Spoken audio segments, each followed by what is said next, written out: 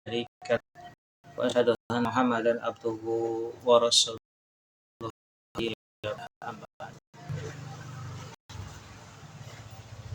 Alhamdulillah, pada pagi hari ini mari kita panjatkan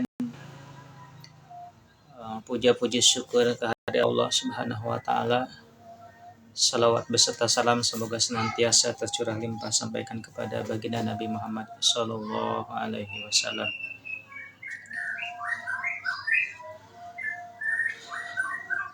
Alhamdulillah ya rabbil alamin. Sahabat semuanya, kita tunggu dulu ya.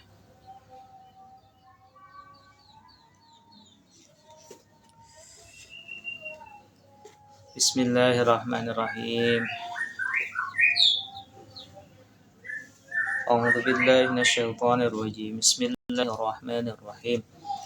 Alhamdulillahi rabbil alamin, arrahmanir rahim, maliki yaumiddin. Iyyaka na'budu wa iyyaka nasta'in. Ihdinas siratal mustaqim.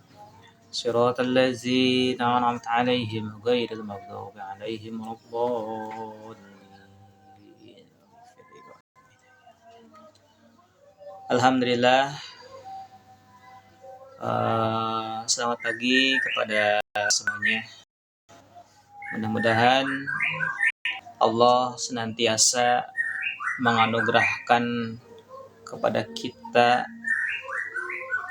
nikmat iman, Islam, dan juga nikmat sehat terutama, karena ada dua nikmat yang sering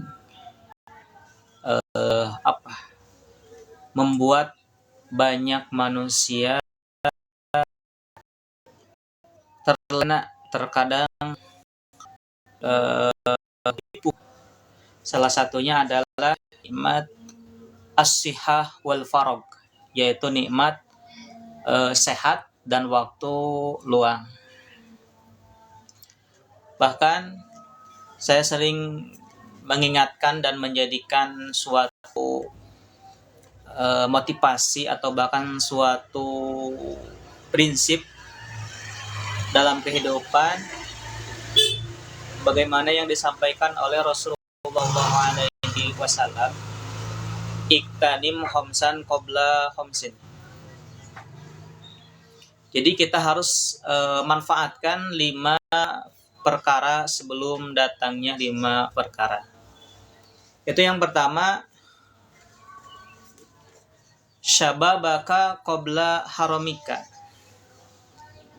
Jadi yang pertama yang harus kita manfaatkan, gunakan sebaik mungkin adalah yang pertama itu masa muda kita sebelum datangnya masa tua. Terkadang menjadi seorang pemuda yang taat, menjadi seorang pemuda yang rajin ibadah, yang soleh itu emang berat. Ujiannya, godaannya, keistiqomahannya berat sebenarnya, sehingga terkadang banyak orang yang terlena justru di usia muda, bukan hanya digunakan untuk ibadah, untuk taat kepada Allah. Justru banyak anak muda yang menggunakan masa mudanya itu untuk berleha-leha, kadang untuk bersenang-senang dan lain sebagainya. Padahal dalam sebuah pepatah mengatakan kalau seandainya kita itu beribadah menunggu waktu tua, apalagi misalkan kita menunggu usia yang udah lanjut usia, itu terkadang ibadah kita terbatas. Makanya masa muda ini adalah masa emas. Bahkan dalam genggaman tangan seorang pemuda lah kemajuan suatu bangsa. Bahkan saya pegang salah satu buku ini, ada salah satu buku yang judulnya ini Muda Mulia. Bagaimana menjadi sosok seorang muda yang mulia, yang rajin dengan ibadah, penuh dengan ilmu, penuh dengan pergaulan yang soleh. Salah satunya adalah cahayai gelapmu, kuatkan langkahmu, muliakan mudamu. Ini keren banget. Jadi yang pertama, cahayai gelapmu, kuatkan langkahmu, dan muliakan mudamu. Banyak orang muda yang hidupnya sukses,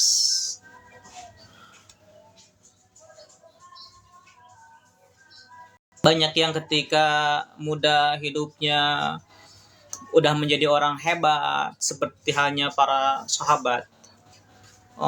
Banyak, salah satunya juga seperti Ali bin Abi Thalib. Banyak.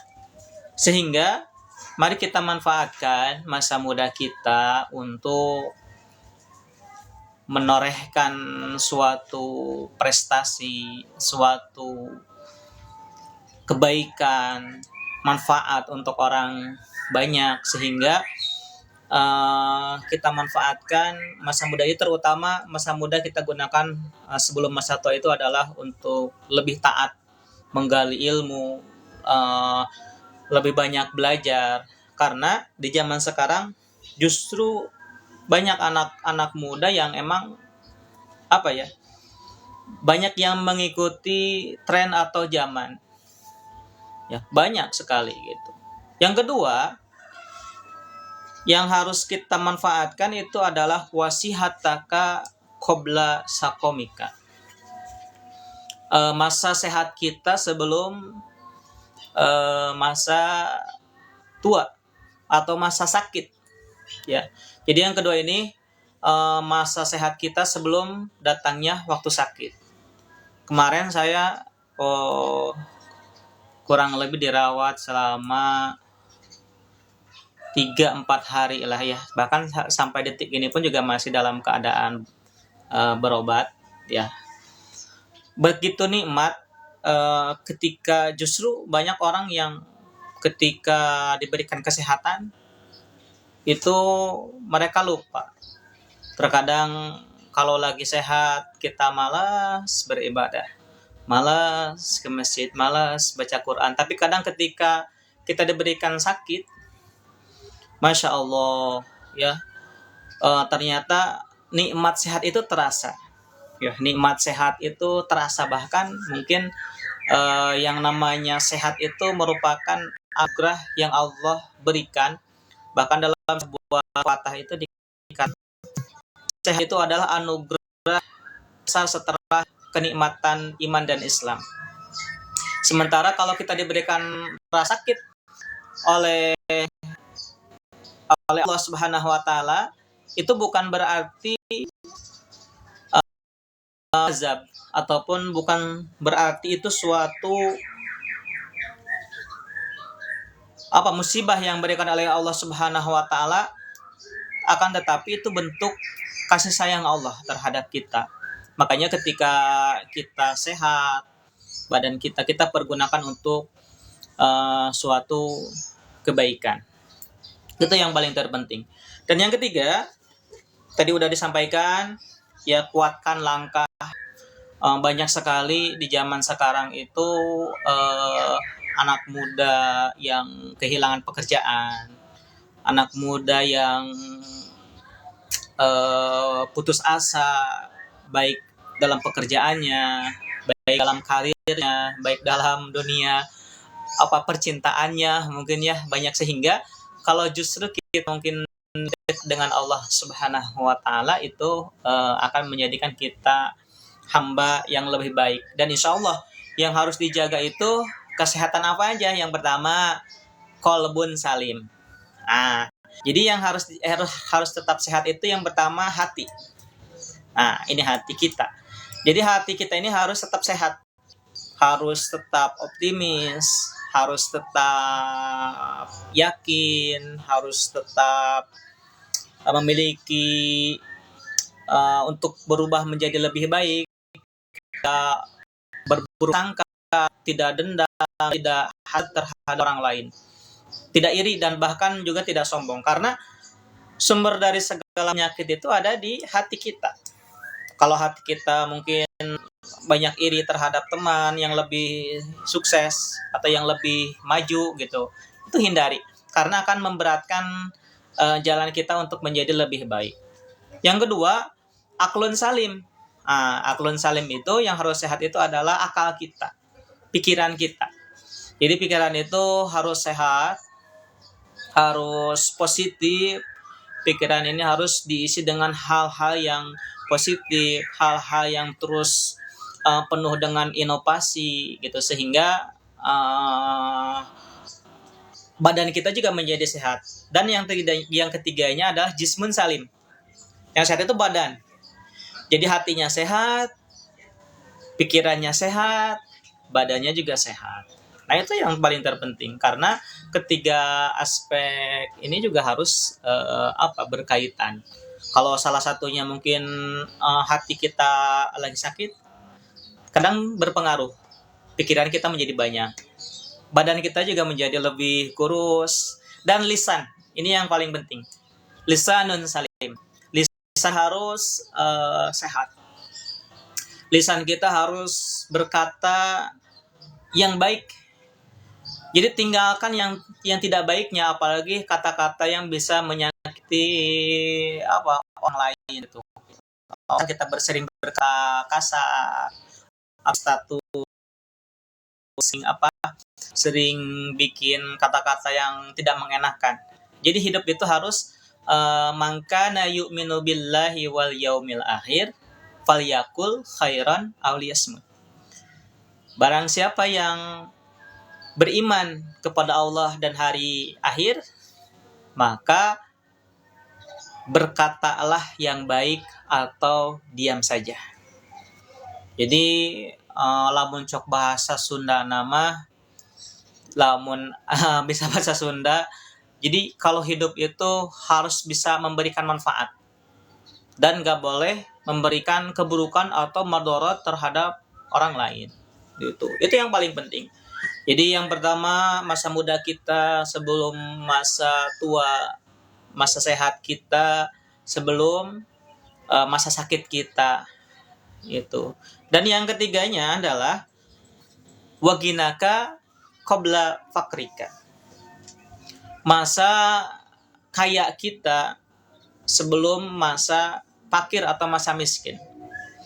Jadi bagi kita yang Allah titipkan anugerah rezeki yang banyak, bentuk jabatan, kedudukan, harta, pangkat, dan jabatan, itu jangan dijadikan sebagai Jangan dijadikan sebagai suatu kesombongan. Karena kecerdasan kita, kemampuan kita, harta, tahta, kedudukan itu semuanya hanyalah bentuk titipan. Jadi kita investasikan untuk apa? Kalau kita punya harta, minimal kita untuk sedekah di masjid.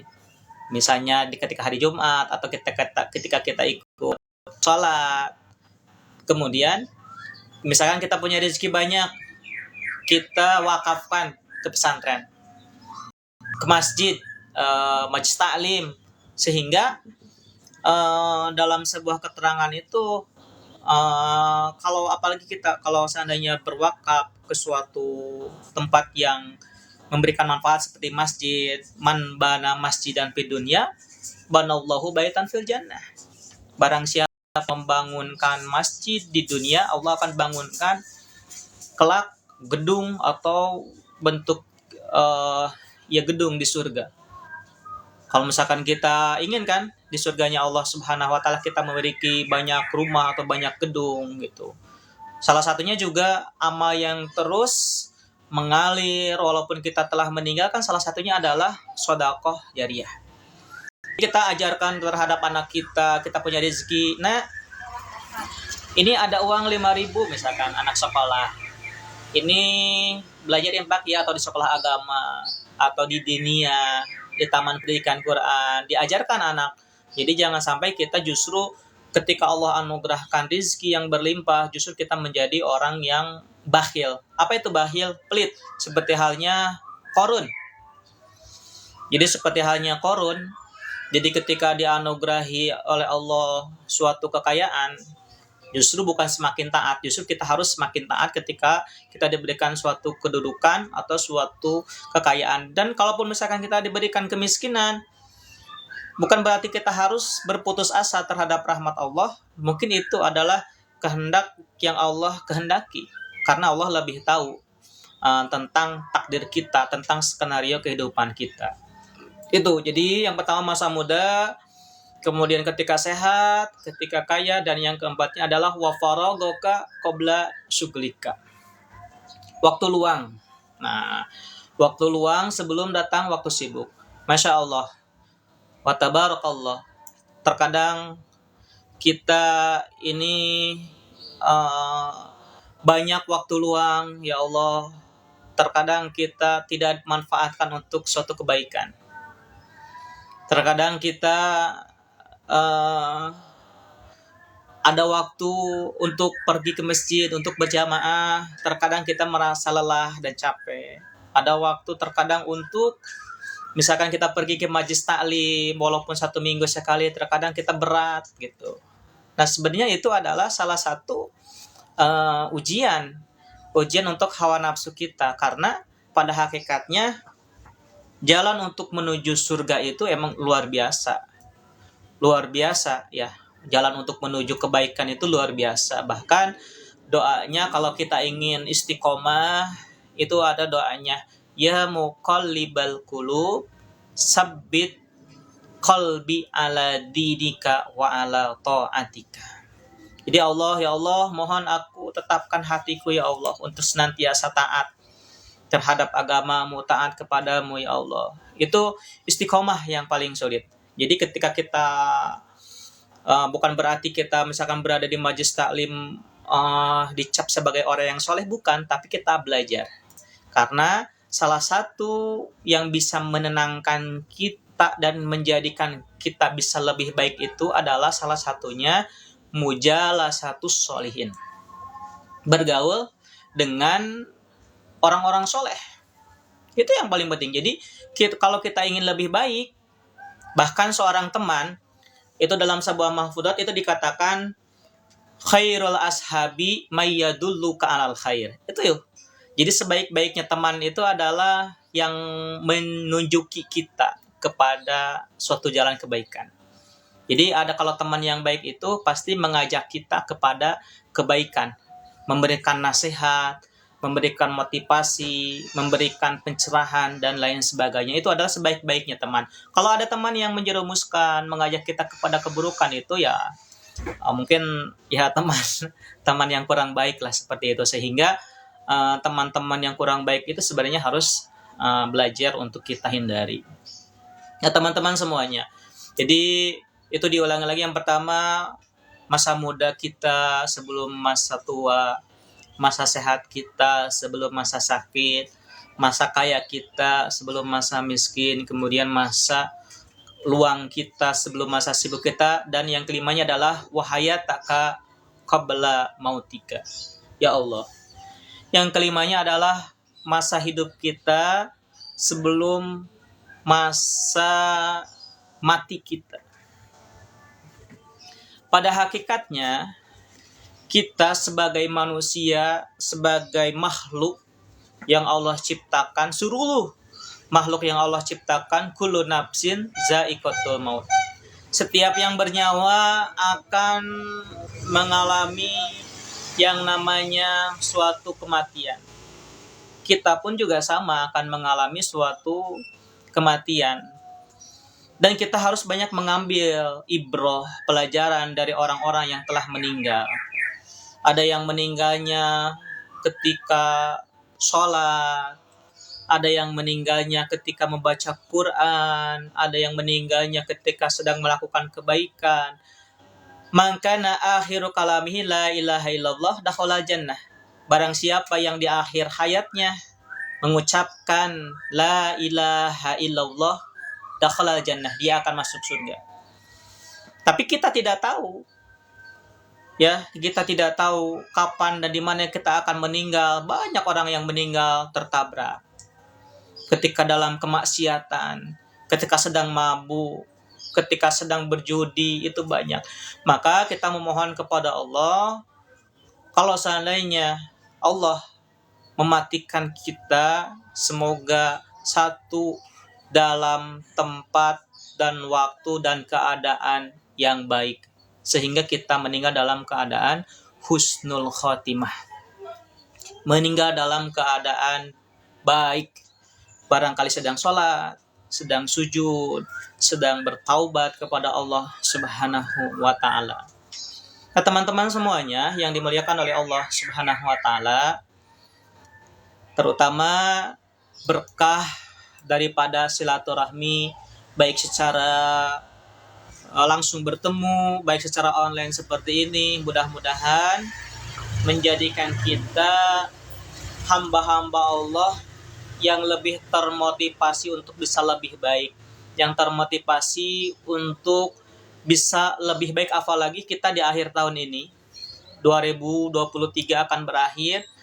Mari kita muhasabah diri, evaluasi ke belakang, apakah lebih banyak kebaikannya atau keburukannya. Mari kita evaluasi, mari kita lihat ke belakang dan jadikan suatu pembelajaran, suatu muhasabah, sehingga kita bisa lebih baik di tahun yang akan datang.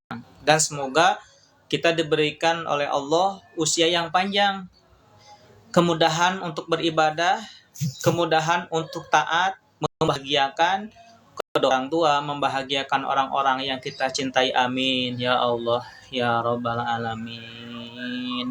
Jangan lupa, nanti yang paling penting adalah masa muda. Jadi cahayai gelapmu, kuatkan langkahmu, muliakan mudamu. Masyarul muslimin rahimakumullah. Nah, itu barangkali para sahabat semuanya sharing pagi ya, karena kalau saya di hari Sabtu itu alhamdulillah ya libur, bisa weekend, bisa kumpul bersama keluarga. Mudah-mudahan sahabat dimanapun yang saat ini sedang berada, Allah berikan rezeki yang berlimpah, kesehatan. Yang sedang sakit, semoga Allah angkat sakitnya. Yang sedang Allah uji dengan suatu musibah, kesulitan, perbanyak doa dan memohon kepada Allah Subhanahu wa Ta'ala. Dan barangkali ada keinginan-keinginan kita, hajat kita, semoga Allah mudahkan dan Allah permudah jalan kita untuk menggapai semua cita-cita, keinginan, hajat kita.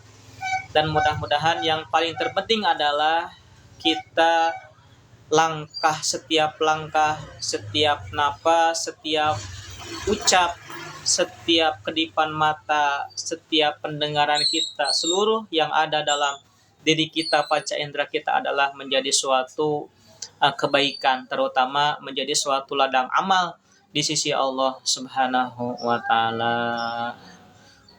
Itu barangkali. Nah, para jamaah semuanya, barangkali ada yang mau sharing, boleh silahkan di komentar atau ya di komentar. Dan jangan lupa di like juga, di share, barangkali ada konten-konten yang bisa memberikan manfaat untuk orang banyak. Itu silakan di share, karena pada hakikatnya hidup kita ini sementara, dan mudah-mudahan yang tertera, yang tertinggal nanti di sosial media ini adalah dakwah-dakwah kita, kebaikan-kebaikan kita, sehingga menjadi suatu sejarah yang baik di sisi Allah Subhanahu wa Ta'ala dan di sisi orang lain terutama gitu ya. Oke. Enggak, barangkali ada yang mau bertanya apa ya silahkan lah gitu. Insya Allah nanti akan dilanjut untuk live itu pengajian ya di sore hari menjelang maghrib juga nanti kita akan yang taklim, puasa sama pembacaan maulid atau pembacaan marhaba. Bismillah.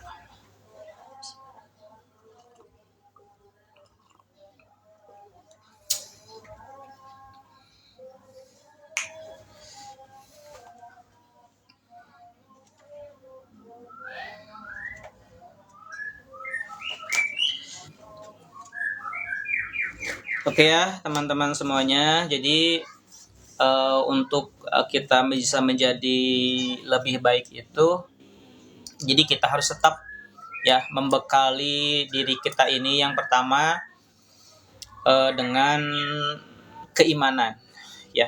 Jadi untuk apa ya, bekal ke depan, bekal untuk kita menghadapi kehidupan agar kita terhindar dari putus asa, dari segala mara bahaya, untuk menguatkan mental kita. Ini yang pertama itu harus kita kuatkan keyakinan kita. Jadi harus kuatkan keimanan kita karena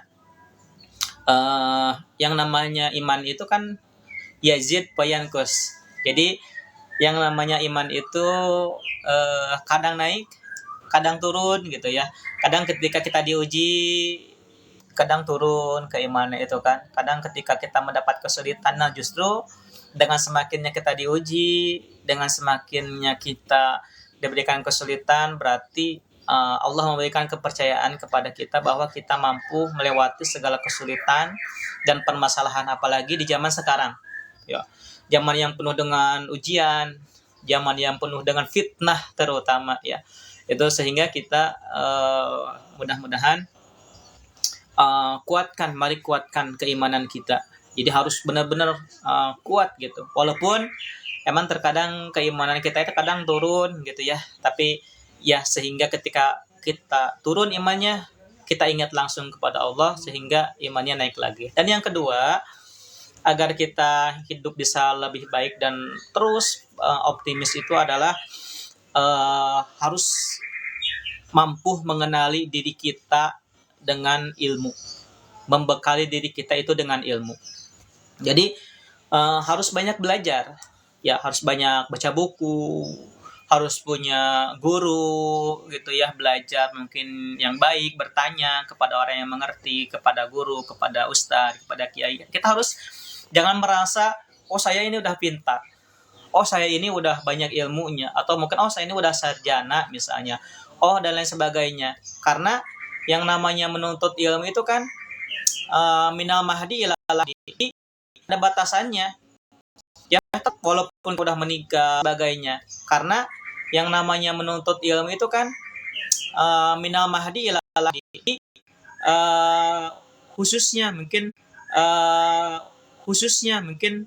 kenapa kita harus punya guru, gitu ya.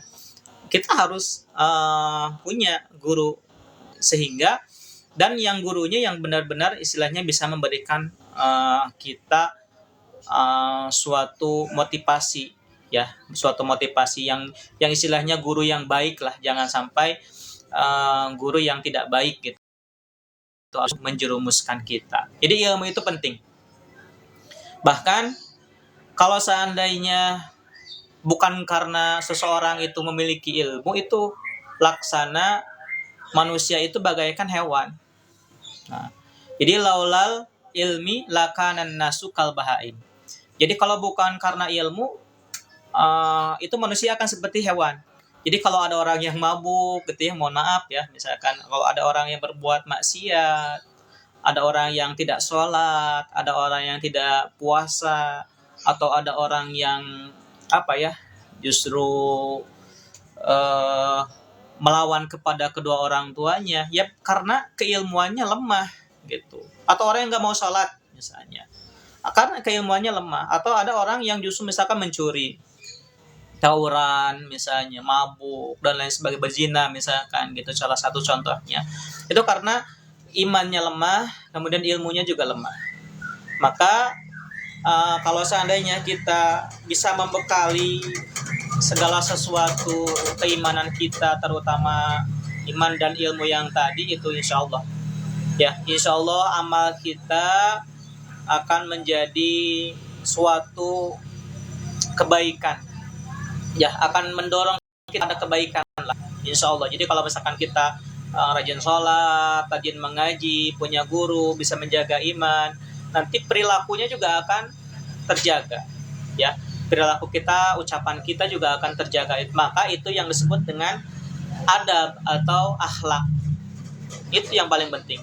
Jadi banyak sekarang anak yang di sekolah itu pintar ya, banyak pintar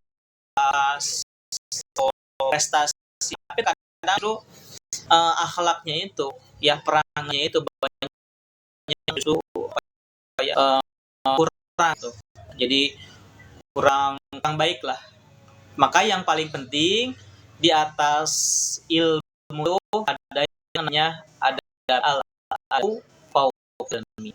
Adab itu dia, maka yang paling penting di atas ilmu ada anaknya nggak baik.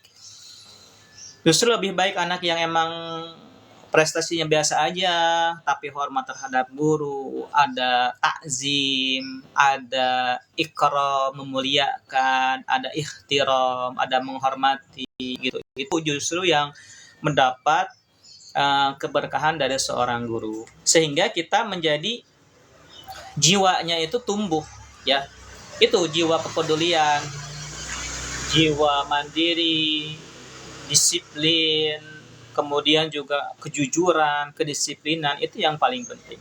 Maka mudah-mudahan anak-anak kita yang sedang belajar, yang sedang di pondok, mudah-mudahan dijadikan oleh Allah sebagai anak-anak yang soleh, sebagai anak-anak penerus, sebagai anak-anak generasi yang bisa membangun negara kita lebih baik, agama kita bisa lebih berkembang dan bisa lebih diterapkan dalam kehidupan sehari-hari. Karena luar biasa di zaman sekarang itu. Salah satunya kan indikatornya kalau seorang akhlaknya sudah baik itu salah satunya adalah kita bisa lihat sholatnya. Jadi sholatnya itu bagus apa enggak, peka atau tidak. Jadi ketika mendengar misalkan suara azan Allahu Akbar, terkadang jangankan anak kecil atau anak sekolah, kita juga termasuk orang tua kadang terasa berat ya. Kalau mau berjamaah malas gitu ya, atau misalkan mau ke masjid malas jauh gitu. Terkadang justru kita kadang beribadah kepada Allah itu terkadang kita hanya menyempatkan ya. Yang di kantor kadang kalau istirahat aja, yang bekerja petani kadang kalau pulang taninya, yang pedagang kadang sisa kalau sempat nggak ada yang beli gitu kan, ke pedagang juga sama, terkadang seperti itu ya ibadah kita. Padahal pada hakikatnya salah satunya amal yang dicintai oleh Allah itu kan ada 3. Yang pertama as-sholatu ala waktiha, jadi sholat tepat waktu. Jadi sholat tepat waktu itu salah satu amal yang dicintai oleh Allah Subhanahu wa Ta'ala. Yang keduanya birrul walidaini, masya Allah. Amal yang paling dicintai oleh Allah yang kedua itu adalah berbuat baik kepada kedua orang tua. Ya Allah, kita lihat zaman sekarang banyak anak yang menuntut kepada orang tua. Entah lagi sekolah pengen dibeliin motor, dibeliin mobil dan lain sebagainya, banyak tuntutan. Atau bahkan ketika ada anak yang pengen sesuatu tidak dibelikan, ada yang berani membunuh kan. Nauzubillahi min zalik ya. Kita sebagai anak yang soleh, sebagai anak yang dilahirkan dari rahim ibu kita hormati, kita muliakan orang tua kita. Apalagi kalau kita ingin sukses dunia dan akhirat, sukses dunia, sukses harta, sukses apapun itu, satu yang pertama adalah kita muliakan orang tua kita. Dan yang kedua adalah kita minta maaf kepada kedua orang tua kita. Barangkali selama ini ada ucapan kita yang kasar, ada ucapan kita yang pernah menyakiti, ya kita minta maaf kepada kedua orang tua kita. Kita lihat fenomena di zaman sekarang, ya Allah, gitu ya. Itu luar biasa, ya, luar biasa. Ternyata untuk mendidik anak-anak kita, bukan hanya mendidik anak orang lain, tapi terutama kita mendidik diri sendiri, ku anfusakum wa ahlikum naro, diri kita dan keluarga kita dulu aja. Ya, dari kita, keluarga kita sudah baik atau belum? Sudah soleh apa belum? Baru kita harus menjadi contoh. Banyak orang tua justru yang tidak memberikan contoh terhadap anak-anaknya. Ya Allah. Jadi sholat tepat waktu, berbakti kepada orang tua itu diajarkan, disampaikan kepada anak bahwa surga itu berada di bawah telapak kaki ibu itu ada hadisnya sahih, ya. Al jannatu tahta aqdamil ummahat. Itu anak kalau paham itu tidak akan berani menyakiti yang namanya orang tua. Insya Allah. Kalau anak paham, kalau anak mengerti gitu, maka pendidikan di sekolah itu sebenarnya kita harus kombinasikan dengan pendidikan di mana di rumah. Kita didik, kita ajarkan adab, kita lihat sholatnya, kita lihat cara berpakaiannya, kita lihat cara ucap lampahnya seperti apa anak kita. Yang ketiganya itu al jihadu fisabilillah. Jihad di jalan Allah. Jihad itu artinya berjuang. Jadi jangan diartikan berjuang ini kita misalnya pergi misalkan menghancurkan rumah ibadah orang-orang non muslim misalnya, seperti bukan, ya. Jadi itu artinya berjuang. Jadi berjuang ini yang paling berat itu ya berjuang melawan diri sendiri, melawan hawa nafsu, melawan keegoan sendiri sebenarnya itu. Apa contoh jihadnya? Jihad kita melangkahkan kaki kita untuk pergi ke masjid, itu jihad. Seorang ibu misalnya, Masya Allah, seorang ibu itu luar biasa, jihadnya banyak. Udah yang melahirin, menyusui, mengurus anak, ya, mengurus suami, sapu-sapu gitu kan. Kemudian ngepel, cuci piring, cuci baju, nyetrika, beresin rumah, mengasuh anak, itu Masya Allah. Semoga ibu-ibu yang ada di dunia ini, ya, terutama yang memiliki anak, yang udah menjadi seorang istri, Allah jadikan istri-istri dan ibu-ibu yang mulia sebagai calon penghuni surganya Allah Subhanahu wa taala. Masya Allah, perjuangannya banyak. Kalau kita kan sebagai seorang laki-laki, suami itu kan paling ya bekerja. Cuman sama lah, intinya adalah untuk agar kita bagaimana saling menghargai, menciptakan keluarga yang harmonis, mendidik anak-anak kita menjadi apa ya, menjadi lebih baik, suaminya soleh, istrinya solehah, anak-anaknya soleh dan solehah, insya Allah menjadikan baiti jannati, rumahku surgaku. Masya Allah, apalagi kalau kita sering apa ya, sharing lah, ya. Jadi perbanyaklah komunikasi, sharing, baik suami dengan istri atau baik dengan anak-anak, itu penting ya untuk istilahnya mengetahui lah gitu, apalagi dalam hal mendidik anak. Masya Allah, ya. Kalau misalkan anak usia, kan dalam sabda katakan kalau usia 1 sampai 7 tahun kita jadikan sebagai raja, itu sebagai raja gitu kan.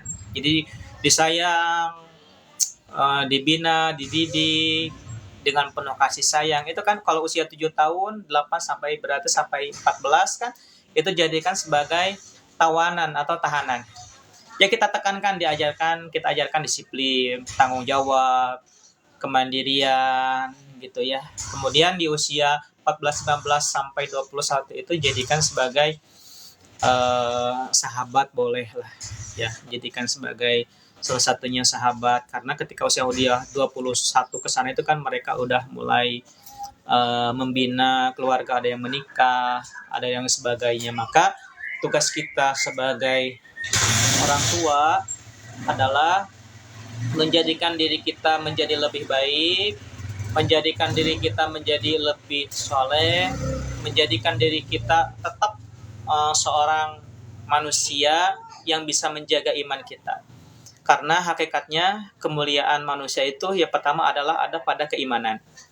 Itu yang pertama, keimanan kita. Yang kedua, ilmu.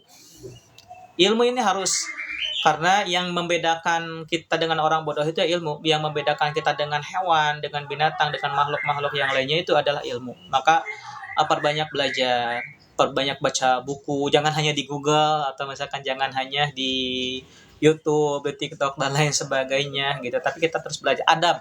Ini yang ketiga, adab ya.